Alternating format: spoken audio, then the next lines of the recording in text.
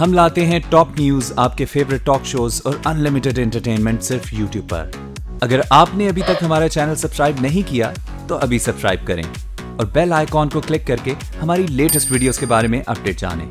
Subscribe कीजिए और हम आपको लिए चलेंगे आपकी फेवरेट वीडियो की तरफ। Of the income tax ordinance जो कहता है कि आप पैसे बाहर से लेके आएँ और उस पर कोई सवाल नहीं पूछा जाएगा, जबकि दुनिया भर में ऐसे कानून नहीं होते। जब भी टैक्स निज़ाम मजबूत होता है, क्योंकि दुनिया में एक फार्मूला है कि वो ये है कि 183 दिन से ज़्यादा आप किसी जगह रहते हैं आपको टैक्स वहाँ देना पड़ेगा। और यही वजह है कि पाकिस्तान में लोग रहते हुए रेमिटेंस उनकी बाहर से आ रही है। वो पाकिस्तान में 183 दिन से ज़्यादा रहते हैं लेकिन रेमिटेंस बाहर से आ रही है, तो पाकिस्तान का टैक्स निज़ाम कैसे मजबूत होगा, ये एक सवालिया निशान है। उसकी दूसरी जगह टैक्स और जो कलेक्टर हैं वो ऑडिट पे ऑडिट, वो 125A की प्रोसीडिंग्स, वो मॉनिटरिंग की प्रोसीडिंग इनिशिएट करते हैं कि टैक्स के निज़ाम को बेहतर किया है, जबकि उससे टैक्स निज़ाम ख़राब से ख़राब तर होता जा रहा है। क्योंकि जो इन्फोर्समेंट की बात की जाती है कि वो जो लैकिंग है इन्फोर्समेंट की, वो इन्फोर्समेंट उनके लिए नहीं है जो टैक्स पेयर हैं या टैक्स फाइलर हैं। इन्फोर्समेंट उनके लिए है जो टैक्स के दायरे में नहीं आते हैं, जो टैक्स के निज़ाम से बाहर हैं, उनको इन्फोर्स करके टैक्स में लेके आना चाहिए। लेकिन जो टैक्स कलेक्टर है, FBR जो टैक्स कलेक्टर एजेंसी है, वो इस बात से बिल्कुल नाबलद है कि वो क्या कर रही है। एक टैक्स पेयर का हर साल ऑडिट होता है, उसको टैक्स पेयर कलेक्टर के सामने एक्सपोज होना पड़ता है। वो बिज़नेस करे या टैक्स कलेक्टर के सामने जो है वो अपने सारे डॉक्यूमेंट जमा करें, ये बात सोचने की है। क्योंकि दुनिया में कहीं भी ऐसा नहीं होता।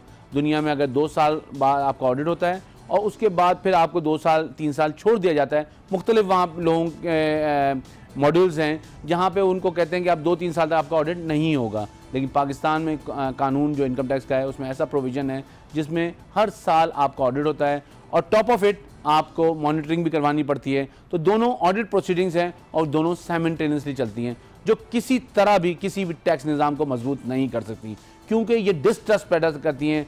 ट्रस्ट गैप होता है between the tax filer, tax payer और FBR और गवर्नमेंट के दरमियान। तो गवर्नमेंट को इस बात पे सोचना चाहिए, ऐसी तरमीम करनी चाहिए कि टैक्स ऑडिट हर साल नहीं हो, क्योंकि टैक्स पेयर ये चाहता है कि उसको रिलीफ मिले और रिलीफ इसी तरह मिल सकता है कि उसको टैक्स कलेक्टर के सामने या FBR के सामने ना आना पड़े हर साल। लेकिन जब भी वो आए 2 साल बाद या 3 साल बाद, तो अगर कोई ऐसी चीज़ है जिसमें कहीं डिस्क्रिपेंसी है, कहीं इवेजन है, तो वो 5 साल तक का प्रोविज़न लॉ में मौजूद है कि 5 साल तक पीछे जो है FBR जा सकता है। और उस प्रोविज़न को एक्सरसाइज करते हुए अगर कोई एक्सचेकर का टैक्स नहीं पे किया गया, उसको एडिशनल टैक्स डिफॉल्ट सरचार्ज के साथ कलेक्ट किया जा सकता है। इसके बाद हम ये बात कर रहे थे कि मॉनिटरिंग भी होती है और उसके अलावा भी एक रिविजनरी प्रोविज़न है जिसके तहत वो इनवाइट कर लेते हैं, नोटिस दे देते हैं और उनको बुलाते हैं, कहते हैं कि आपके टैक्स रिटर्न में ये खामियाँ हैं। तो मेरे ख्याल में जितना कम इंटरेक्शन होगा उतना टैक्स निज़ाम पे ट्रस्ट लोगों का बढ़ेगा और इसी तरह जो है टैक्स निज़ाम आगे जा सकेगा। हमने अपने प्रोग्रामों में बात कर रहे हैं दुनिया के मुख्तलिफ ममालिक की यहाँ पे टैक्स निज़ाम मौजूद है, लेकिन हम आपको दिखाना चाहते हैं कि पाकिस्तान के कुछ शहर और पाकिस्तान के जो मुख्तलिफ शहर हैं वहाँ पे टैक्स की क्या हाल है और वहाँ पे किस तरह बिजनेसेस होते हैं। आज हम अपने प्रोग्राम में इस बात करेंगे शक्कर के बारे में। वापस आते हैं ब्रेक से और अपने मेहमान से बात करते हैं। आप पैकेज देखें शक्कर के हवाले से।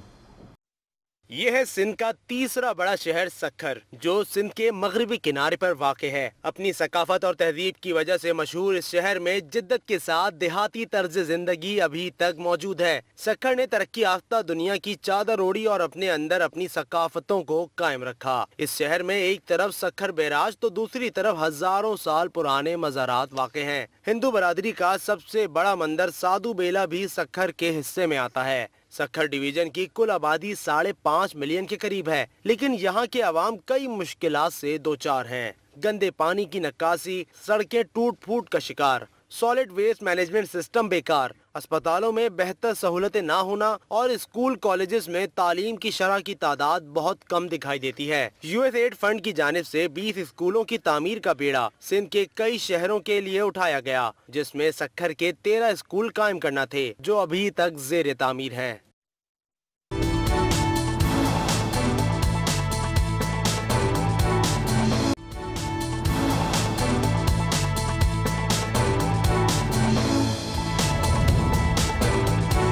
नाज़रीन, आपने देखा हमारी टीम ने जो पैकेज सक्खर के हवाले से बनाया था। सिंध का तीसरा बड़ा शहर और ज़बूहाली का शिकार है। क्यों?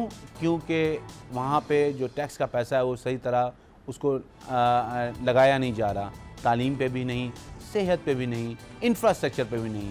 अगर आप देखें सिंध रेवेन्यू बोर्ड जो सेल टैक्स की मद में सर्विसेज पे पैसे कलेक्ट करता है तो उनके नंबर्स देखें तो बिलियंस में है नंबर, लेकिन आम लोगों को उसका जो समर है नहीं मिल रहा। और यही चीज़ है जो डिस्टॉर्ट करती है कि टैक्स पेयर को रोकती है कि जी आप टैक्स ना दें, क्योंकि गवर्नमेंट जो है इन रिटर्न कुछ नहीं दे रही। तो मेरे ख्याल में गवर्नमेंट को ये रियलाइज़ करना चाहिए, टैक्स कलेक्ट करें ज़रूर, टैक्स लोगों को देना चाहिए, लेकिन इन रिटर्न गवर्नमेंट को लोगों को बेनिफिट देना चाहिए, फैसिलिटी देना चाहिए ताकि लोग इनकरेज करें। आज हमें इस्लामाबाद स्टूडियो में ज्वाइन किया है राजा आमिर इकबाल साहब ने, जो प्रेसिडेंट हैं, फॉर्मर प्रेसिडेंट हैं Rawalpindi chamber of commerce industry के और chairman all chamber of commerce CPEC के इशू पे उससे बात करते हैं। राय साहब बहुत शुक्रिया आपका, अस्सलाम वालेकुम।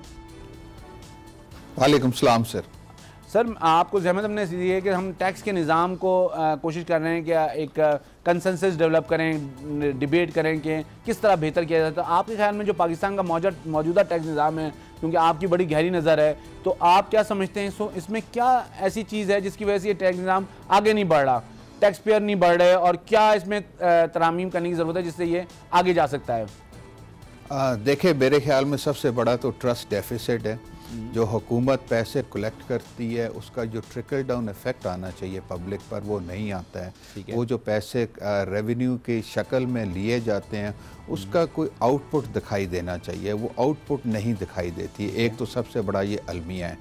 इसके साथ साथ आप देखें तो जो टैक्स नेट में जिस तरीके से आपने पिछले चंद सालों में देखा कि number of the tax payer जो है एक्टिव फाइलर वो कम होता गया है, हुकूमत ने उसके ऊपर भी कोई तवज्जो नहीं दी, जबकि अवेयरनेस देनी चाहिए थी, लोगों को बताना चाहिए था कि नहीं ये टैक्स देना आपके लिए फ़ायदेमंद है, आप ये फैसिलिटीज़ इससे हासिल कर सकते हैं। यहाँ पर मैं ज़रूर एक बात कहूँगा कि दुनिया का कोई मुल्क ऐसा नहीं है जो टैक्स कलेक्शन किए बगैर चलाया जा सके। तो टैक्स तो देना चाहिए, इसमें दो राय नहीं है, लेकिन जब आप टैक्स दे रहे होते हैं, जो दोस्त जो टैक्स पेयर होते हैं उनके साथ जिस किस्म का बिहेवियर किया जाता है, जिस किस्म का उनके साथ हैंडलिंग होती है, वो जो लोग टैक्स नेट से बाहर होते हैं वो उसको देख के भी डर जाते हैं। ये एक बहुत बड़ा अलमिया है। इसी तरीके से आप अगर कानून इनके कवानीन फेडरल बोर्ड ऑफ रेवेन्यू के देखें तो वो सारे कवानीन जो हैं वो उन्हीं पर इम्प्लीमेंट करने की कोशिश करते हैं जो पहले से टैक्स पेयर होता है। नए टैक्स पेयर्स को आप, या टैक्स बेस जिसको हम कहते हैं, टैक्स बेस के ऊपर हुकूमत का कोई एम्फेसिस नहीं होती है। तो सर इसकी वजह क्या है? सिर्फ हुकूमत क्या हुकूमत कोई वेस्टेड इंटरेस्ट है इनका, या क्या वजह है इसकी कि उन लोगों को छेड़ती नहीं है हुकूमत? देखें मैं इसका ये जवाब दूंगा कि हुकूमतें सक्सेसिव जितनी भी गुजरी हैं, मेजॉरिटी की मैं बात कर लेता हूँ, सिर्फ इस हुकूमत की नहीं, इनका जो थ्रस्ट रहा है वो ये है, आज भी वही है, टैक्स टू जीडीपी रेशो बढ़ाना है। No tax to GDP ratio बढ़ाने के लिए इनडायरेक्ट टैक्सेस को आप भमार कर देते हैं, उसकी इनडायरेक्ट टैक्सेस आप इंक्रीज कर देते हैं। जबकि हुकूमत जब ये आई 4.5 साल पहले तो उसने वादा किया कि हम इनडायरेक्ट टैक्सेस को कम करेंगे, और शुरू में इन्होंने थोड़ी सी कोशिश भी की, लेकिन अमली पोजीशन ये है कि इनडायरेक्ट टैक्सेस जो हैं पाकिस्तान में वो अच्छी खासी कलेक्शन कर लेते हैं। तो हुकूमत कहती है टैक्स टू जीडीपी रेशो जो है इम्प्रूव हो गया, जबकि टैक्स टू जीडीपी रेशो अगर इम्प्रूव आप करेंगे टैक्स पेयर का नंबर बढ़ा के, तो उससे आपकी कलेक्शन भी बेहतर होगी और टैक्स रेट्स भी नीचे आएंगे। तो आप ये कह रहे हैं उससे फिर जब सर आप ये कह रहे हैं इनडायरेक्ट टैक्स के बजाय डायरेक्ट टैक्स पे तवज्जो देनी चाहिए, वो नहीं देते ये लोग। देखें जी, दुनिया का इकोनॉमिक्स का असूल है कि जो इनडायरेक्ट टैक्सेस होते हैं वो रिग्रेसिव टैक्सेस हैं, जो डायरेक्ट टैक्सेस हैं वो प्रोग्रेसिव टैक्सेस हैं, क्योंकि जो डायरेक्ट टैक्सेस होते हैं वो आपके इनकम प्रॉफिट के मुताबिक उस रेशो पे डिवाइड होते हैं, ना कि पुअर ऑफ द पुअरेस्ट को वो अफेक्ट करते हैं। तो ये तो एक इंटरनेशनल थंब ऑफ रूल है। लेकिन अब आपने कहा क्या करना चाहिए, जो सबसे बड़ी बात है, जो मेरे ख्याल में हुकूमत को एक तो ये लाजमी ट्रांसपेरेंसी जो है अपने टैक्स रेवेन्यू के अंदर जो वो कलेक्ट करते हैं उसके ऊपर जो एक्सपेंडिचर करते हैं वो ज़रूर ट्रांसपेरेंसी लानी पड़ेगी। लोगों को ये दिखाना पड़ेगा कि ये आपका पैसा हाँ, ये अखराजात हैं और उन अखराजात में से वो अखराजात उनको निकालने होंगे जो लेविश वो कर रहे हैं जिसकी ज़रूरत नहीं है, और उसको आप PSDP जैसे बनता है पब्लिक सेक्टर डेवलपमेंट प्रोग्राम, उसके अंदर भी आपको उन चीज़ों पे उन सेक्टर्स को टच करना पड़ेगा जो कि आपके मासेस को फ़ायदा पहुंचाते हों, ताकि लोगों को दिखाई दे कि आपका दिया हुआ टैक्स। राजा साहब देखें, अगर आप ये देखें इस वक्त हमारी, मैं माज़ा चाहता हूँ आपको just to cutting you, basically हमारी जो पॉपुलेशन है उसका 1% आवाम जो टैक्स दे रही है। तो अगर आप डायरेक्ट टैक्सेस की बात करते हैं तो वो 1% से भी कम है। जी हाँ, तो अब वो उसको किस तरह बेसिकली बढ़ने, जब तक वो बढ़ेगा नहीं, जब तक गवर्नमेंट के पास पैसे नहीं आएंगे और वो मतलब डेवलपमेंट का काम नहीं हो पाएगा।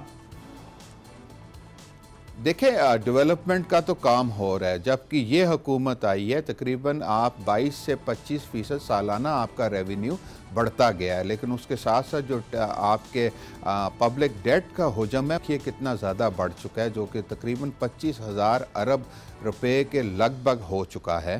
जब ये आए थे तो 14,000 अरब रुपया था, तो 9,000 अरब रुपया किधर गया वो?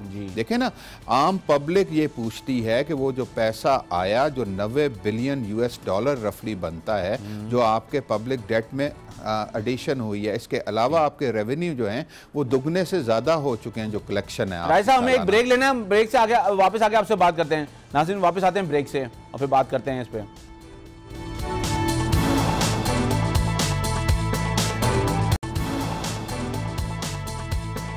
एग्जाम्पल बनती है वो लोग जो टैक्स नेट से बाहर हैं और आना भी चाहते हैं, वो ये समझते हैं कि टैक्स नेट में आके हमारे साथ भी यही रवैया होगा और इसी तरीके से बिहेव किया जाएगा। टैक्स नेट में लाने के लिए क्या उनको इनकरेज करना चाहिए या ऑटो पे रजिस्ट्रेशन कर लेनी चाहिए, किस तरह करना चाहिए उनको?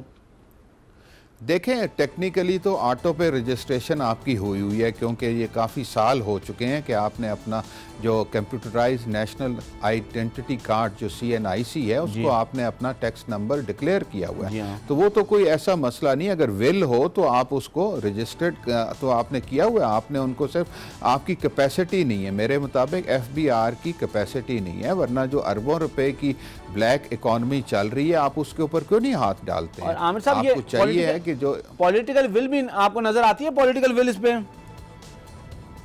देखें, पॉलिटिकल विल के बारे में तो मैं एक ही जवाब दूंगा कि हमारे जो पॉलिटिशियन है माजत से अक्सरियत तो इस चीज़ को समझते ही नहीं है, तो उनकी विल तो बड़ी दूर की बात रहेगी। और जो आपकी लीडरशिप है, जो ये जिन्होंने पॉलिसी देनी होती है, उनके बारे में आप लोग ज़्यादा बेहतर समझते हैं मामला, तो इसलिए वहाँ तो मुझे इतनी उम्मीद नहीं है। लेकिन मैं इसी सिस्टम में रहते हुए मैं तो ये बात कर रहा हूँ कि जो इकनॉमिक्स के मामलात हैं, जो हम चैम्बर ऑफ कॉमर्स में बैठ के जो रोज़ाना अपने मामलात बिज़नेस कम्युनिटी के रिज़ॉल्व कराते रहते हैं, उसके अंदर as a business community leader जो हम देखते हैं वो यही देखते हैं कि ये मुमकिन नहीं है कि आप इस मुल्क को इसी तरीके से चला सकें। आपको टैक्स नेट की को बढ़ाना पड़ेगा, आपको अपने टैक्स रेट कम करने पड़ेंगे, आपको अपना प्रोसीजर सिंप्लीफाई करना पड़ेगा। ये जो ट्रस्ट डेफिसिट है कलेक्टर और टैक्स पेयर में, उसको भी ख़त्म करना होगा, अवेयरनेस देनी होगी। और प्रैक्टिकली ये तब भी आएगी कि हुकूमत जो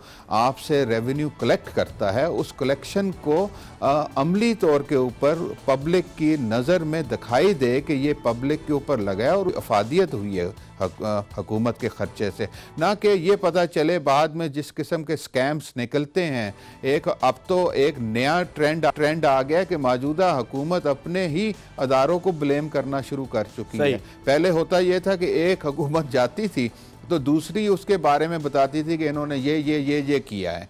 अब तो मौजूदा हुकूमत में भी मामलात खुलना शुरू हो गए हैं।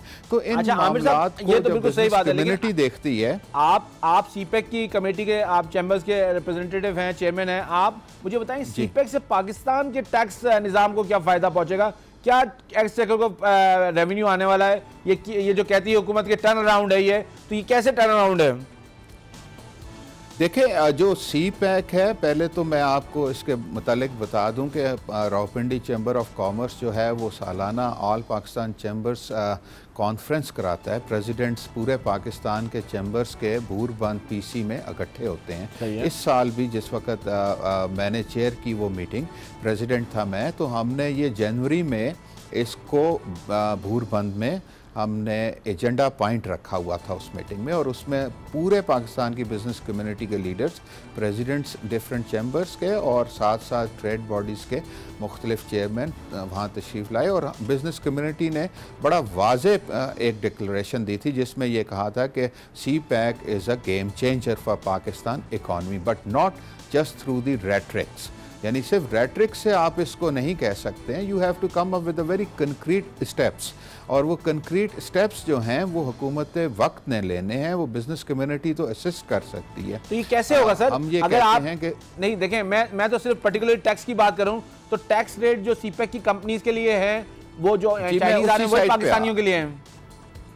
जी, मैं उधर ही आ रहा हूँ। मैं इसको मतलब सी पैक 4 हिस्सों पे क्योंकि आपका डिवाइड होता है, और जो लास्ट पार्ट है सी पैक का which is called as the industrial zone या इंडस्ट्रियल पार्क्स डेवलपमेंट, वो 9 इंडस्ट्रियल जोन्स तो डिक्लेयर हो गई हैं, हुकूमत ने कर दी है।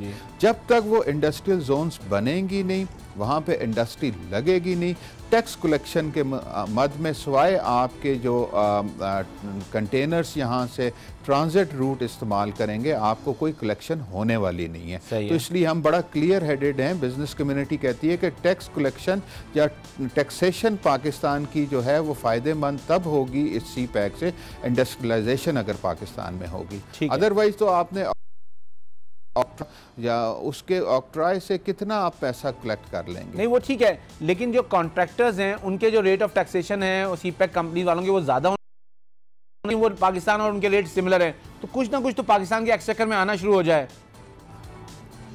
मेरे ख्याल में वो सिमिलर भी नहीं है। जो मामलात हैं वो आपके जो लोकल बिजनेस कंपनीज हैं या कम्युनिटी है उसके मुकाबले में वो टैक्सेशन जो मेरे इल्म में है वो टैक्स रेट बहुत कम है चाइनीज़ के। तो एट पार भी कर दें तो मेरे ख्याल में वो फ़ायदेमंद होगा। तो वही मैं कह रहा हूँ कि वो हुकूमत वो भी नहीं कर रही है, तो ये तो फिर लोगों को जो गेम चेंजर की बात कर रहे हैं, ये तो आपकी बात सही है कि आखिरी उसमें आएगा, और हम इसी तरह अपॉर्चुनिटी मिस करते जाते हैं। पहले वो नेटो के कंटेनर्स की अपॉर्चुनिटी मिस कर दी हमने, उस पर ड्यूटी नहीं लगाई, और आज फिर ये सीपैक भी खत्म हो जाएगा और हमारे एक्सचेकर में कोई पैसा नहीं आएगा। देखिए, एज ए पाकिस्तानी मेरे ख्याल में हम सबको इस चीज़ का एहसास है कि सी पैक को ख़त्म नहीं होना चाहिए किसी सूरत में, क्योंकि इस किस्म के गोल्डन चांस जो हैं आपके नेशन को दोबारा शायद अगले 100 साल में भी ना मिले। लेकिन इसका ये मतलब नहीं है कि सी पैक के ऊपर जो आपने स्टेप्स लेने हैं वो इग्नोर कर दें। देखिए, एक बिजनेसमैन होता है ना, जिस वक्त वो कहीं भी पैसा सरमायाकारी करता है तो उसका प्रॉफिट रिटर्न को वो कैलकुलेट करता है। इसकी जो अपॉर्चुनिटी कॉस्ट हम देने जा रहे हैं सी पैक की, उसका जो रिटर्न है उस अपॉर्चुनिटी कॉस्ट से बहुत ही बेहतर है अगर उसको सही नेगोशिएट कर लिया जाए। और उसके अंदर जो आपको पता है कि पाकिस्तान जो है अर्ली 2000 में नेक्स्ट 11 कंट्रीज़ में क्वालिफाई हुआ था, और अब के सेंसस जो हैं आपके उसमें भी 62% से ज़्यादा पॉपुलेशन जो है वो आपकी यूथ है, और उस यूथ के अंदर ये हुकूमत वक्त कह रही है, उसका डाटा है कि 2015 से लेकर 2025 ये आपकी बात तो बिल्कुल सही है, लेकिन आम पाकिस्तानी ये चाहता है कि जो सीपैक का इतना ज़्यादा प्रमोशन हो रही है, इतनी पब्लिसाइज करने जा रहे हैं, वो हमारे लिए इंपॉर्टेंट होगा लेकिन इकोनॉमिकली, लेकिन उसको एक्सचेकर में उसका पैसा आना चाहिए जो नहीं आ रहा। अब मुझे नहीं पता, अब ये वही अर्ज कर मैं उसी साइड पे जा रहा हूँ, मैं वही बताने लगा हूँ आपको कि 7 मिलियन 2015 से लेके 2025 तक आपके मास्टर डिग्री, एमफिल और पीएचडी जो क्वालिफाइड यंगस्टर निकलेंगे यूनिवर्सिटी से, वो किधर जाएंगे? अगर आप देखिए, अगर सी पैक में इंडस्ट्रियलाइजेशन हो जाती है और आप कोई ऐसे एग्रीमेंट्स कर लेते हैं चाइना हुकूमत के साथ जिसके अंदर आप आपको एक फेयर शेयर मिल जाए इंडस्ट्रियलाइजेशन में, और इंडस्ट्री जो है SMEs ख़ास तौर पे मैं कहूँगा चाइना से शिफ्ट हो जाए यहाँ पर, तो फिर तो आप ये समझें कि आपने CPEC की पूरी अफादियत हासिल कर ली। नहीं, लेकिन अगर ये सिर्फ आपकी बात रह जाता है तो फिर आप ठीक कह रहे हैं। लेकिन आपकी बात, पाकिस्तान में जो सबसे बड़ा डरावना ख्वाब है ना, वो अगर का है। अगर ये हो जाएगा तो ये होगा, और यही चीज़ पाकिस्तान को नुकसान। अब देखिए, अगर आप बहुत सारे इंडस्ट्रियल जोन में उन्होंने एग्जिम्पशन दी, जब तक एग्जिम्पशन दी जब तक लोग प्रॉफिट दिखाते रहे, जैसे ही एग्जिम्पशन खत्म हुई लोगों ने प्रॉफिट डिप कर दिया और उसके बाद वो यहाँ से स्कॉट फ्री चले गए। तो ये जो सूरत हाल है, ये इसको आपके चैम्बर को वॉच करना चाहिए। इसका जवाब देते हैं। देखें, 2 wrongs नेवर मेक 1 right। मैं ये इसको बिल्कुल डिफेंड नहीं करता। जिन्होंने ये हरकतें की हैं बिल्कुल उनका मुहासबा होना चाहिए है, चाहे वो इंडस्ट्रियलिस्ट है, चाहे वो ट्रेडर है, चाहे पॉलिटिशियन है, चाहे कोई भी है। मैं उसके बिल्कुल हम क्लियर हेडेड हैं। जो एट लार्ज अगर आप समझें बात को, तो आपको समझना चाहिए कि cost of doing business Pakistan में इस वक्त इतनी बढ़ चुकी है, चाइना और इंडिया जो 2 नेबरिंग कंट्रीज़ हैं आपकी, उसके मुकाबले में, और उसकी उसका मुंह बोलता सबूत जो है वो आपकी एक्सपोर्ट गिरना बड़ा वाजे आपके सामने एक सबूत है कि आप compete नहीं कर रहे हैं। It's a global village, it's a competitive village. लेकिन जब हम कम्पेटिटिव विलेज में काम करते हैं तो गवर्नमेंट की पॉलिसीज़ और उसके फ्रेमवर्क में काम करते हैं। ये मुमकिन नहीं है कि मैं पाकिस्तान में बैठ के चाइना की कॉस्ट ऑफ इलेक्ट्रिसिटी को एंजॉय करूँ। मैंने यहाँ की कॉस्ट पर यूनिट देनी है ना जी वहाँ पर। चले, हम उम्मीद करते हैं कि ये जो चीज़ आप बता रहे हैं इसी तरह हो, और आप जो है चैम्बर इसको हाईलाइट करते रहे ताकि हुकूमत जो है इसमें ड्रैग ना करे। बहुत शुक्रिया राजा साहब आपका, आपने हमें ज्वाइन किया, और फिर हम आपसे किसी और प्रोग्राम में बात करेंगे। नाज़रीन, ब्रेक पे हम जा रहे हैं, ब्रेक से वापस आते हैं तो हम बात करते हैं, जो हम आपको लेके जाते हैं एक मुल्क दिखाते हैं दुनिया टैक्स की, और उसमें हम आपको एक मुल्क दिखाते हैं, और आज हम बात करेंगे जापान की। ब्रेक से वापस आते हैं और फिर आपको पैकेज दिखाते हैं जो हमारी टीम ने तैयार किया है। माशी लिहाज से जापान मशरिकी एशिया का एक ताकतवर मुल्क है। Japan the land of the rising sun के नाम से भी जाना जाता है। अक़वाम मुत्तहिदा के मुताबिक जापान की आबादी 127 मिलियन है। दुनिया की तीसरी मईशत में शुमार होने वाले इस मुल्क का बैनुल अक़वामी बरादरी में किरदार अहम है। एक बड़ी इमदाद के डोनर, आलमी सरमायाकारी और क्रेडिट का एक जरिया माना जाने वाला ये मुल्क तरक्की याफ्ता मुल्कों में शामिल होता है, जहां पर इलेक्ट्रॉनिक ऑटोमोबाइल इंडस्ट्रीज जापान की तरक्की में अपना अहम किरदार अदा कर रही हैं। जापान को दुनिया में second largest manufacturer machine and tools के नाम से जाना जाता है, जो दुनिया के सुपर नेशन ममालिक को माल एक्सपोर्ट करता है। जापान आयरन और स्टील बनाने वाला मुल्क है, जिसका टैक्स निज़ाम बहुत मौसर समझा जाता है। जापान में एक शख्स को 0% से 45% के हिसाब से इनकम टैक्स देना होता है, जबकि कंजम्पशन टैक्स 8% है और कॉर्पोरेशन टैक्स 23.4% है। जापानी हुकूमत अपने शहरियों को हेल्थ इंश्योरेंस, एजुकेशन की सूरत में अपने शहरियों को बेहतर से बेहतर सहूलतें फराहम करती है।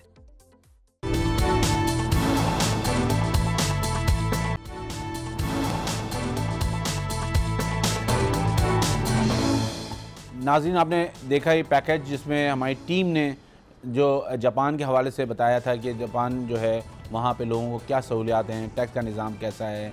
आए हम चलते हैं, हमारी आवाम क्या पूछती है, वो क्या चाहती है टैक्स के बारे में, उनसे आए चलते हैं पहले सवाल की तरफ। मेरा सवाल ये है कि हम लोग जो इतना टैक्स पे करते हैं उससे हम लोगों को क्या फ़ायदा होता है, आवाम को क्या फ़ायदा होता है इससे? मेरा सवाल ये है कि जो हम टैक्स भरते हैं इतना, उससे हमें क्या फ़ायदा मिलता है? मैं टैक्स तो देता हूँ, मगर मुझे टैक्स देने का क्या फ़ायदा है? आपको टैक्स देने का फ़ायदा यह है कि ये एक कॉन्ट्रैक्ट होता है between the citizen and the government. आप जो है टैक्स जब देते हैं तो उसके रिटर्न में गवर्नमेंट आपको कुछ सहूलियात देती हैं, जिसमें तालीम की सहूलत है आपके लिए, आपकी सेहत की सहूलत है, इंफ्रास्ट्रक्चर की सहूलत है, और ये इसकी तरह एक कॉन्ट्रा है, 2 वे ट्रैफिक है कि आप टैक्स दें और इसके बदले में आपको ये सहूलतें दी जाएंगी। दूसरे सवाल की तरफ जल्द बढ़ते हैं। मेरी ज़्यादा ही आमदनी है, क्या मुझे पर टैक्स लागू होगा? जो एग्रीकल्चर इनकम है, बड़ा इसका एक शोर मचता है कि इस पर टैक्स नहीं होता और इस पर टैक्स लगना चाहिए। इस पर टैक्स लगता है, लेकिन प्रोविंशियल लेवल पे लगता है। अब उस पर जो है आपको अपनी कल्टीवेशन के मुताबिक जो है वो टैक्स जमा कराना होता है, उसका एक अपना रेट है और टैक्स लगता है उस पर। चलिए बढ़ते हैं तीसरे सवाल की तरफ। हुकूमत की बचत स्कीम से मिलने वाली आमदनी पे कितना टैक्स है? मैं एक आम शहरी हूँ, क्या मुझे टैक्स रिटर्न फाइल करना चाहिए? जहाँ भी आपका टैक्स कटता है आपको टैक्स रिटर्न फाइल करना चाहिए। उसमें आपकी सेविंग स्कीम्स हैं, आपको डिविडेंड कहीं मिलता है, आपको टैक्स रिटर्न, जब आपका टैक्स कट गया तो आपको टैक्स रिटर्न फाइल करना चाहिए। बढ़ते चौथे सवाल की तरफ। क्या टैक्स रिटर्न फाइल करते हुए मुझे अपने असासे देखने चाहिए? पाकिस्तान का जो कानून है वो ये कहता है कि आपके जो एसेट्स हैं डिक्लेयर आपको करने हैं, जितने सारे एसेट ऑल ओवर वर्ल्ड है। तो अगर आपने कोई वेल्थ स्टेटमेंट फाइल किया है और जो कि अब रिक्वायरमेंट है कि अगर आपने नील का रिटर्न भी फाइल किया तो आपको वेल्थ स्टेटमेंट फाइल करना चाहिए। तो आपके जितने असासे हैं पाकिस्तान में और पाकिस्तान से बाहर वो आपको दिखाने चाहिए, उनको आपको एक्सप्लेन करना चाहिए और रिकनसाइल करना चाहिए। नाज़रीन, आपने देखा कि अवाम क्या कहते हैं, उनके क्या सवालात हैं। अब हम देखते हैं कि अरबाब इख्तियार जो सियासतदान हैं वो क्या बात करें। हमें ज्वाइन किया है सिराजुल हक साहब ने, अमीर जमात इस्लामी। आइए उनसे बात करते हैं। अस्सलाम वालेकुम। वालेकुम अस्सलाम। सर मेरा सवाल आपसे है कि पाकिस्तान के टैक्स निज़ाम में आप देखते हैं कि आप कैसा चाहते हैं कि इसमें क्या ख़राबी है, क्यों ये आगे नहीं बढ़ रहा, क्या मसाइल हैं इसके? बिस्मिल्लाहिर्रहमानिर्रहीम। टैक्स निज़ाम 100% गलत है जी, और जो इकट्ठा भी हो जाता है वो आवाम की बजाय करप्शन का नजर हो जाता है। सही है। मेरा अपना ख्याल ये है कि एक है डायरेक्ट टैक्स और एक है इनडायरेक्ट। ठीक है। तो ये सारा निज़ाम जो इनडायरेक्ट टैक्सेस पे चलता है ये एक गरीब आदमी को भी न छोड़ता है और उसी तरह बड़े लोगों को इस पे रिलीफ मिलता है। मैं मिसाल दूंगा कि अगर 1 किलो घी एक गरीब आदमी खरीदता है तो उसको भी 400 रुपए पे मिलता है, अगर 1 अरबपति खरीदता है तो उसको भी 400 रुपए पे मिलता है। लेकिन ये तो मेरे ख्याल में ये जो टैक्स है ना, इसको अगर हम डायरेक्ट कर ले और इनकम टैक्स ही पर टैक्स हो या जमीन के पैदावार पर टैक्स हो, ताकि इससे गरीब आदमी जिनकी आमदनी कम हो, पैदावार कम हो, उसको रिलीफ मिले, और जिनको अल्लाह ताला ने ज्यादा दिया है उससे ज्यादा टैक्स वसूल करे। इसके बगैर तो हुकूमत या निज़ाम चलता नहीं है। देखें अब लेकिन ये जो टैक्स का निज़ाम इस जगह पे पहुंचा है, ये आप लोगों के सामने पहुंचा है। पार्लियामेंट में लोग होते हैं, पार्लियामेंट में बात होती है और उस पर डिबेट होती है, लेकिन कोई भी टैक्स निज़ाम पे सही वाज़े पॉलिसी लेके नहीं आता। देखिए, हमारा जो एक है इस्लामी निज़ाम मईशत, इस वक्त इस्लामी निज़ाम मईशत नहीं है, सूदी निज़ाम मईशत है जो वर्ल्ड बैंक और IMF के इशारों पर, उनके डिक्टेशन पर चलता है। इस्लामी निज़ाम मईशत में ज़कात का निज़ाम है, उशर का निज़ाम है, सदक़ात का निज़ाम है, और उसमें भी टैक्स एक हुकूमत लगा सकती है, लेकिन उसके लिए भी आपने मददात बताने होंगे कि मैं आपसे ये पैसा लेता हूं तो ये इस मद में मैं खर्च करता हूं। बिल्कुल सही है। अब आप देखिए, इस वक्त 8 लाख लोगों से इनकम टैक्स लिया जाता है, लेकिन ये भी ज्यादातर जो नौकर पेशा लोग हैं। बाकी हमारे मुल्क में आप जानते हैं कि इकोनॉमी की डॉक्यूमेंटेशन नहीं है और इस तरह जमीनों की भी नहीं है, तो लोग कैसे डॉक्यूमेंटेशन होगी सर? आपकी जमात का कोई प्लान है इस पे, या कोई आप लोगों ने कोई पॉलिसी इस पे मर्तब की है, कोई चीज, कैसे ये डॉक्यूमेंटेशन होगी? यस, मेरे साथ एक पूरा इसका मुतबादिल निज़ाम है, लेकिन है एक निज़ाम है इस मौजूदा घिसे पेटे निज़ाम में रिफॉर्म्स लाना, या 19-20 एक हिस्से को आगे करना या पीछे करना, कि इस सूदी निज़ाम के मुकाबले में एक मुकम्मल इस्लामी निज़ामी मईशत अपनाना जो मदीना मुनव्वरा में खुलफाए राशिदीन ने नाफिज किया था, और जिसके नतीजे में ज़कात देने वाले होते थे, लेने वाले नहीं होते थे। तो हम तो एक मुकम्मल इन्हें मेरा भाई है, मैं आपसे शेयर करूंगा कि जिस रब ने तुम्हारे लिए आसमान और जमीन और समंदर और पहाड़ और सूरज और चांद ये सारा निज़ाम बनाया है ना जी, उस रब ने मुझे और आपको एक अच्छी माशी निज़ाम भी दिया है, लेकिन हमारी जो मजमुई वो है मार्च है वो उस निज़ाम की तरफ नहीं है। ये वर्ल्ड बैंक और IMF को किबला बनाकर उसकी तरफ है।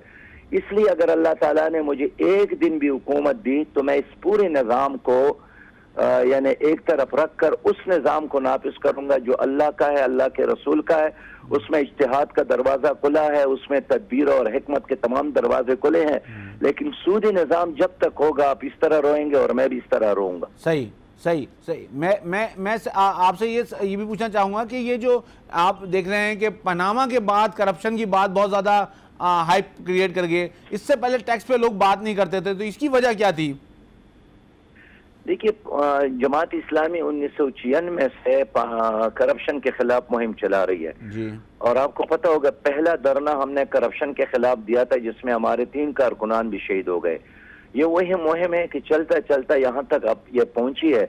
ऐसे में पनामा लीक्स का वाक़या आ गया, लेकिन इस वक्त भी मैं सुप्रीम कोर्ट में एज ए पिटिशनर के तौर पर हूँ और मेरा मुतालिबा या मेरा डिमांड यही है कि नवाज शरीफ के अलावा बाकी जितने भी लोग हैं जो डिफाल्टर है या जो जिनके नाम पनामा लीक्स में है, उन सब का ऑडिट और एहतसाब हो जाए ताकि एक क्लीन पाकिस्तान हमें मिले।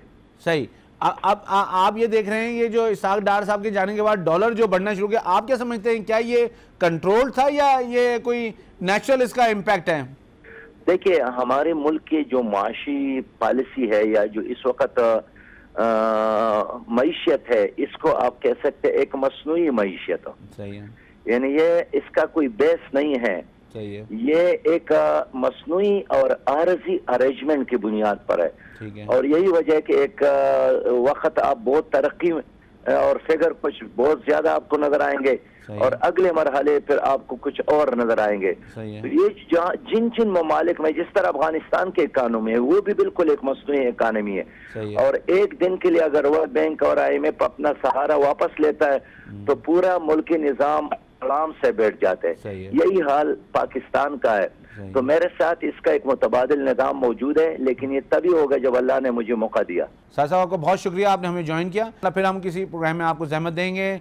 नाज़रीन, आपने देखा कि अवाम क्या कहती है और जो सियासतदान है वो क्या कहते हैं।